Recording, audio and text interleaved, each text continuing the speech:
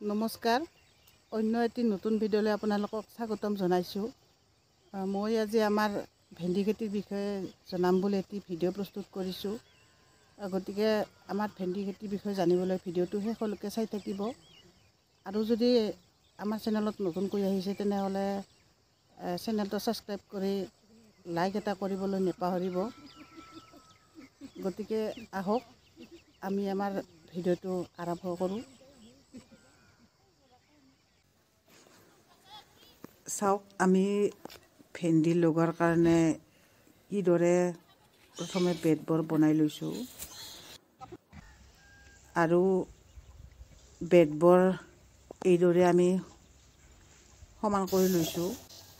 তাৰপিছত বেডবোৰৰ ওপৰত আমি এনেদৰে মালচিং পেপাৰবোৰ পাৰি লৈছোঁ।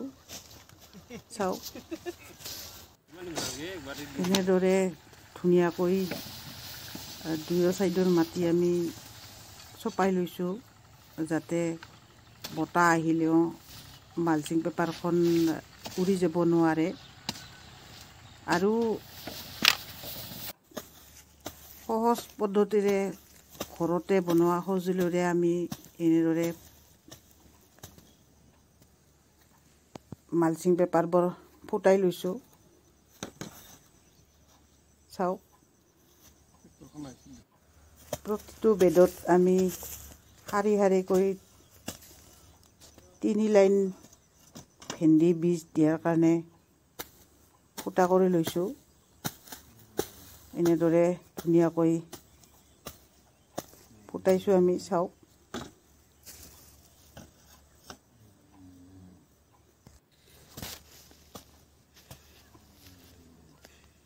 আমাৰ ইতিমধ্যে ফুটোৱা শেষ হৈ গ'ল। সকলোখিনি ফুটাই লৈছোঁ আমি। চাওক, ধুনীয়াকৈ প্ৰতিটো বেডত 3 লাইন কৰি আমি ফুটাই লৈছোঁ। এইবাৰ আমি ৰাধিকা জাতৰ ভেন্দি বীজ প্ৰতিটো গাঁতত এটা এটাকৈ দি লৈছোঁ। চাওক, সুন্দৰকৈ এটা এটাকৈ গুটি দি দিছোঁ।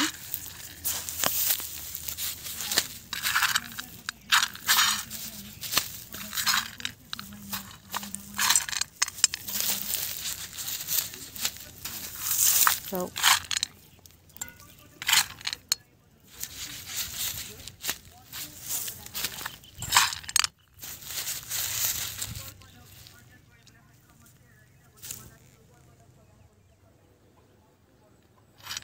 আমি গোটেইখিনি দি লৈছোঁ। ইতিমধ্যে দিয়া শেষ হ'ল। তাৰপিছত আমি প্ৰতিটো গাঁতত ঘৰতে বনোৱা কেঁচুসাৰ দি দিছোঁ। চাওক, সুন্দৰকৈ প্ৰতিটো গাঁততে অলপ অলপকৈ দিছোঁ।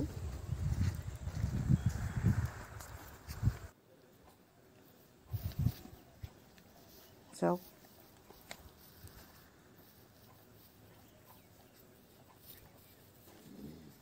আমাৰ যিকোনো খেতিতে আমি কেঁচুসাৰ ব্যৱহাৰ কৰোঁ। চাওক, ইতিমধ্যে আমাৰ কেঁচুসাৰো দিয়া শেষ হৈ গ'ল। ভেন্দি বীজো দিয়া শেষ হ'ল আৰু কেঁচুসাৰো দিয়া ইতিমধ্যে আমি শেষ কৰিলোঁ। ভিডিঅ'টো শেষ কৰাৰ আগতে পুনৰবাৰ কৈছোঁ, যদি আমাৰ চেনেলটো এতিয়ালৈকে ছাবস্ক্ৰাইব কৰা নাই তেনেহ'লে ছাবস্ক্ৰাইব কৰি ল'ব। কিছুমান নজনা কথা জানিব পাৰিব। পিছৰ ভিডিঅ'ত নিশ্চয় লগ পাম। আৰু ভিডিঅ'টো শেষলৈকে চোৱাৰ বাবে বহুত বহুত ধন্যবাদ।